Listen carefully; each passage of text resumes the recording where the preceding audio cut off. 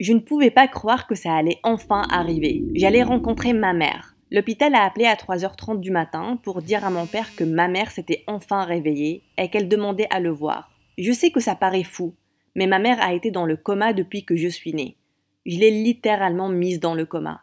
Et elle ne s'est pas réveillée une seule fois durant 14 ans. Jusqu'à ce matin, mon père s'est rué dans ma chambre, faisant presque tomber la lampe sur ma table de chevet. Je me suis réveillée en sursautant. Et avant même que je ne puisse ouvrir mes yeux en entier, il a dit « Elle est réveillée ». Avant que je vous raconte le reste de l'histoire, je voulais vous rappeler d'aimer et de vous abonner à mon histoire animée pour être témoin de plus de folie. Au début, je pensais qu'il parlait de moi et j'étais sur le point de lui crier dessus pour m'avoir réveillée. Mais puis j'ai compris ce qu'il voulait dire. Maman était réveillée, ma mère.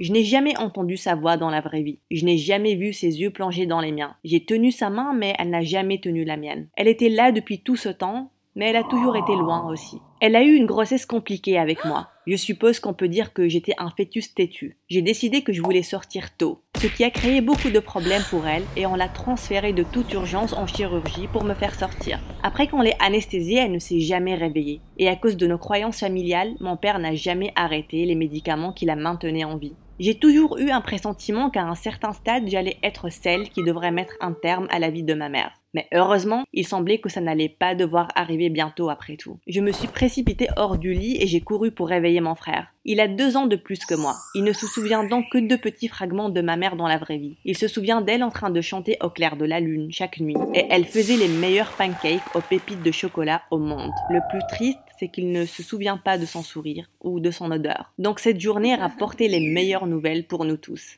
Mon frère ne l'a jamais dit à haute voix, mais je savais qu'il m'en voulait pour ce qui est arrivé à notre mère. Et pour être honnête, je n'attendais pas moins de lui. Il était gentil avec moi en grandissant, mais je sentais toujours qu'il y avait quelque chose entre nous qui ne nous permettait pas d'être plus proches. Il ne m'avait pas pardonné. Le saviez-vous? Le plus long coma jamais vécu par quelqu'un a duré 19 ans.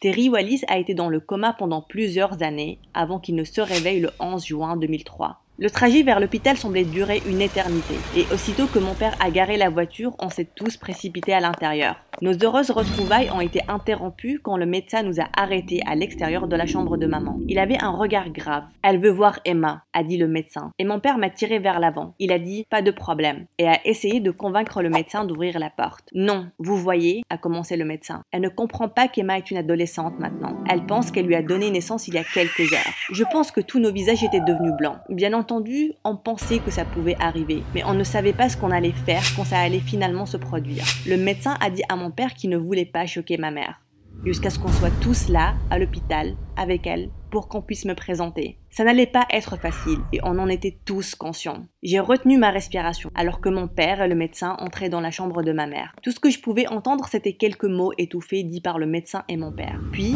ma mère a commencé à crier d'une manière incontrôlable. « Apportez-moi mon bébé !» J'ai eu la chair de poule sur l'intégralité de mes bras. C'était probablement la chose la plus terrifiante que j'ai jamais vue de toute ma vie. J'avais tellement peur que ma mère me déteste, et qu'elle pense que j'avais ruiné sa vie aussi. Je me suis presque enfuie de l'hôpital, mais mon frère m'a poussée vers l'avant. La porte vers l'hôpital était grande ouverte devant moi. Et je suis entrée. Je n'ai jamais vu ma mère les yeux ouverts. Elle avait l'air tellement plus pleine de vie que les jours précédents. « Salut maman », j'ai dit, en tournant mes doigts dans les cheveux. Je faisais ça quand j'étais nerveuse. Maman faisait la même chose avec ses cheveux. Quand elle a dit « Salut », mon père a dit que je pouvais m'approcher. Je ne pouvais pas retenir mes larmes en avançant vers ma mère. Elle avait la même couleur de cheveux que moi, et ses yeux étaient aussi bleus que les miens. Mon père m'a toujours dit que je lui ressemblais, mais je n'ai jamais pu le voir, jusqu'à maintenant. À ce moment-là, j'ai senti que ma mère avait ressuscité d'entre les morts. Je sais qu'elle a été là pendant tout ce temps, mais elle avait aussi disparu. J'ai touché son visage et ses yeux se sont illuminés. C'était comme si elle savait que c'était moi. C'était comme si elle s'était souvenue de mon âme qu'elle a portée dans son ventre. « C'est toi », elle a dit. Et elle m'a enveloppée dans une énorme étreinte. On s'est serré dans les bras sur le lit pendant un certain temps. Puis, ma mère s'est décollée de moi et a essuyé ses larmes. C'est tellement bien de finalement te rencontrer. La dernière fois que je t'ai vue, c'était sur un écran noir et blanc. Elle a gloussé, parlant de l'échographie. J'ai grandi depuis. J'ai ri. Et j'ai enveloppé ses mains dans les miennes. Puisque ma mère a été longtemps alitée, la majorité de ses muscles étaient affaiblis. Elle avait besoin de beaucoup de thérapie physique pour les remettre en forme. Elle n'allait pas pouvoir sortir de l'hôpital pendant 2 semaines, peut-être même un mois. Et quand elle sortira, je suppose qu'elle aura besoin de beaucoup de thérapie physique et d'autres thérapies. Ces autres thérapies l'aideraient à faire face à tout ce temps qui s'est écoulé, au fait d'avoir raté nos vies et des choses comme ça. La seule chose avec laquelle on avait réellement du mal, c'était comment lui dire que notre père s'était remarié. On avait une belle-mère depuis 3 ans. Mon frère et moi avions donné notre bénédiction à notre père pour qu'il recommence à sortir avec des femmes, après le 10e anniversaire du coma de ma mère. Il se sentait tellement seul. En gros, il ne vivait que pour nous, et avoir quelqu'un pour l'aider avec les enfants était magnifique aussi. On a décidé qu'on n'allait pas le dire à ma mère le premier jour. On pensait que ça allait être beaucoup trop, ajouté à toutes les choses qui se passaient. En route vers la maison, mon frère a insinué qu'on ne devrait pas du tout le dire à ma mère.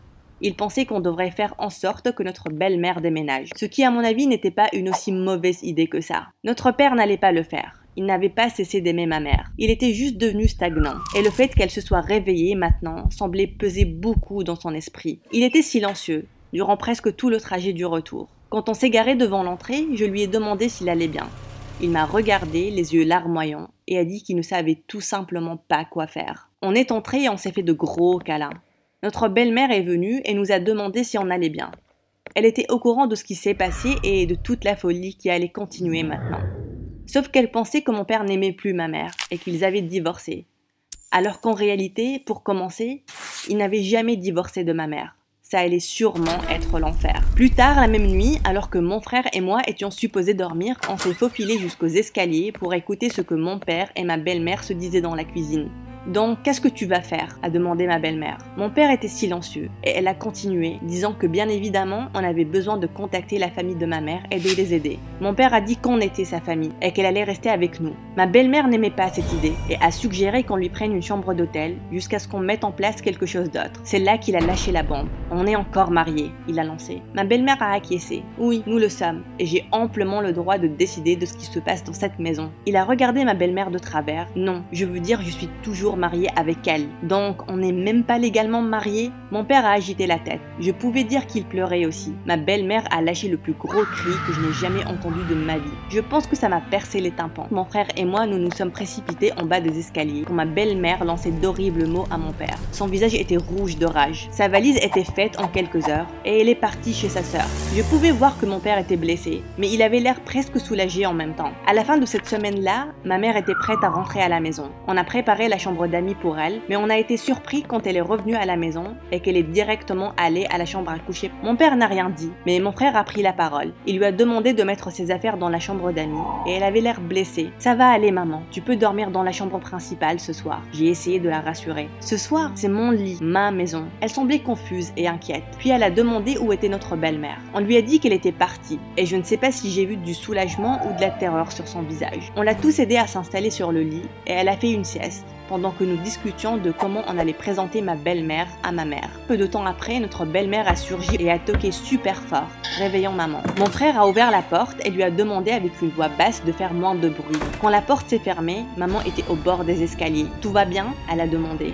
Et elle a descendu les escaliers, se retrouvant face à face avec ma belle-mère. « Maman, voici Lisa. » J'ai dit en me rapprochant. Lisa a croisé les bras quand ma mère a tendu sa main. Se rendant compte que Lisa n'allait pas lui serrer la main, maman l'a retirée. Elle a proposé à Lisa d'entrer et Lisa a répondu avec un air narquois. « Je n'ai pas besoin d'être invitée dans ma propre maison. » Je suppose que ça montre quel genre de personne maman est. Mais elle n'a pas répondu avec quelque chose de rude ou de grossier. Elle a gracieusement souri et a offert à Lisa un peu de thé. Puis elle a dit « On peut tous appeler cet endroit notre chez nous. » Lisa a ricané. C'est là que maman a presque perdu son sang-froid. Elle a remué le sucre dans son thé et elle a dit calmement « Tu n'es pas celle à qui on a arraché l'intégralité de sa vie. Je ne comprends donc pas qu'est-ce qui a pu t'énerver autant. Tu es en train de me prendre mon mari. » C'était ce que Lisa a pu formuler. Maman a rappelé à Lisa qu'elle lui a pris son mari en premier lieu. Elle a aussi dit que c'était très pénible que Lisa voit ses enfants grandir alors qu'elle était étendue, inconsciente sur un lit d'hôpital. C'est là que Lisa a sursauté et qu'elle a renversé du thé chaud sur ma mère.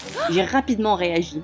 Mon frère aussi. J'ai pris une serviette pour aider ma mère à s'essuyer. Heureusement, le thé contenait un peu de lait et de sucre et il n'était pas brûlant. Mon frère a tiré Lisa, la poussant à travers la porte. Simultanément, il appelait mon père. Il est descendu en courant comme un éclair. « Qu'est-ce qu'il y a? Qu'est-ce qui se passe ?» On lui a expliqué ce qui s'est passé et mon père s'est rué vers la porte derrière Lisa. J'ai aidé ma mère à monter les escaliers et on l'a mise dans la douche pour nettoyer les traces de thé. Puis, on a entendu des cris à l'extérieur. Tout ce qu'on pouvait entendre était Lisa qui criait quand mon père lui avait menti menti et qu'il n'y avait rien qu'il puisse faire pour qu'elle le pardonne. J'espérais qu'elle allait partir, mais elle s'est introduite dans la chambre à coucher principale, juste à côté de ma mère. J'ai demandé à Lisa si elle pouvait un peu respecter ma mère qui se changeait, mais elle m'a adressé un rictus et elle a commencé à tasser plein de vêtements dans un sac. Je m'en vais, ne prends même pas la peine de m'appeler, elle a dit à mon père, tout en repartant aussi rapidement. Au cours des jours qui ont suivi, mon père a essayé de l'appeler, mais elle ne répondait pas. Il a essayé de contacter ses sœurs, ses parents et tous ceux qui pourraient savoir où elle était, mais personne ne lui a donné aucune info. Durant ce temps, il prenait aussi soin de ma mère. Il la conduisait à certains rendez-vous et lui faisait à manger quand elle avait faim.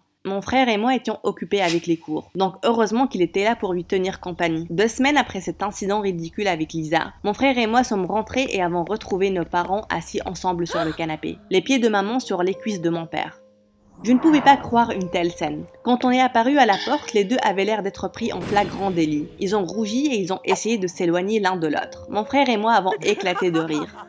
Ils étaient mariés après tout. Le fait qu'ils se rapprochent ne nous embêtait pas. Ils n'ont pas pu faire ça pendant 15 ans. C'était à cet instant qu'on pensait qu'on avait retrouvé notre maman. Elle était toujours assez faible et la plupart du temps, elle ne comprenait pas comment utiliser la technologie. Elle souriait de plus en plus et faisait des blagues. Elle et moi avons beaucoup parlé et je lui ai raconté presque tout ce qui m'est arrivé dans la vie pour la mettre à jour. On a beaucoup pleuré et je lui ai tenu les mains pendant qu'elle s'excusait de ne pas avoir été là. Puis les choses ont commencé à devenir bizarres. Elle se levait super tôt le matin et elle allumait tous les brûleurs de la cuisinière. La porte du réfrigérateur était grande ouverte et la maison sentait les vapeurs de gaz quand on se levait le matin. La dernière fois que c'est arrivé, elle était assise dehors dans la véranda alors que tout était en marche dans la cuisine, y compris le robinet et le micro-ondes. La porte arrière était ouverte et je l'ai vue en boule. Je suis sortie et je lui ai demandé si elle allait bien. Elle n'a pas répondu. Je me suis assise à côté de ma mère et j'ai mis mon bras autour d'elle. Quand elle m'a regardée, tout ce que je pouvais voir, c'était de la pure terreur dans ses yeux. « Qui es-tu » elle a demandé, et elle s'est éloignée de moi. Je l'ai regardée complètement confuse. « Je suis ta fille, Emma. »« Non, ma fille est un bébé.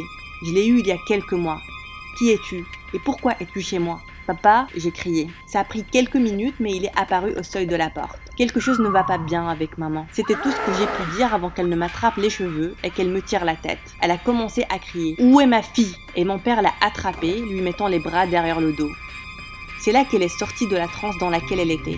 Elle a commencé à pleurer et à dire « Je suis désolée, Emma ». J'ai couru à l'étage et j'ai verrouillé ma porte. Dire que j'étais terrifiée serait un euphémisme. Quelque chose clochait avec maman et on devait découvrir ce que c'était. Mon père a appelé l'hôpital et ils lui ont dit qu'elle avait probablement eu des trous de mémoire. Mais c'était beaucoup plus sévère qu'un petit oubli. Elle m'a physiquement blessée et elle est une très petite femme. Il y avait quelque chose d'autre qui se passait. J'ai passé le jour qui en suivit à essayer de prendre mes distances avec elle. Elle s'est excusée plusieurs fois après l'incident dans la véranda, mais j'avais toujours peur de m'approcher d'elle. Mon père et mon frère n'avaient aucun problème à l'accepter de nouveau dans la famille. Ils jouaient aux jeux de société et regardaient des films ensemble. Mais à chaque fois que je participais, je pouvais voir qu'un masque sombre se mettait sur le visage de ma mère. Elle me regardait constamment du coin de l'œil et je jure que je pouvais voir un reflet rouge éclairer ses yeux habituellement clairs. À chaque fois qu'elle pensait que je ne regardais pas. Une nuit, je me suis réveillée et je l'ai retrouvée en train de me fixer à l'autre bout de la chambre. J'ai sursauté dans mon lit et je lui ai demandé si elle allait bien. Elle n'a pas répondu, mais je pouvais voir ses yeux dans l'obscurité. Il y avait quelque chose. J'ai appelé mon père de nouveau et quand il est venu dans ma chambre, il a allumé la lumière. Elle n'était plus sur la chaise. On l'a cherchée partout dans la maison, mais elle n'était plus nulle part. C'est là qu'on a entendu un cri à faire glacer le sang. Retrouvez-nous l'épisode prochain pour savoir ce qui est arrivé à ma mère dans les bois.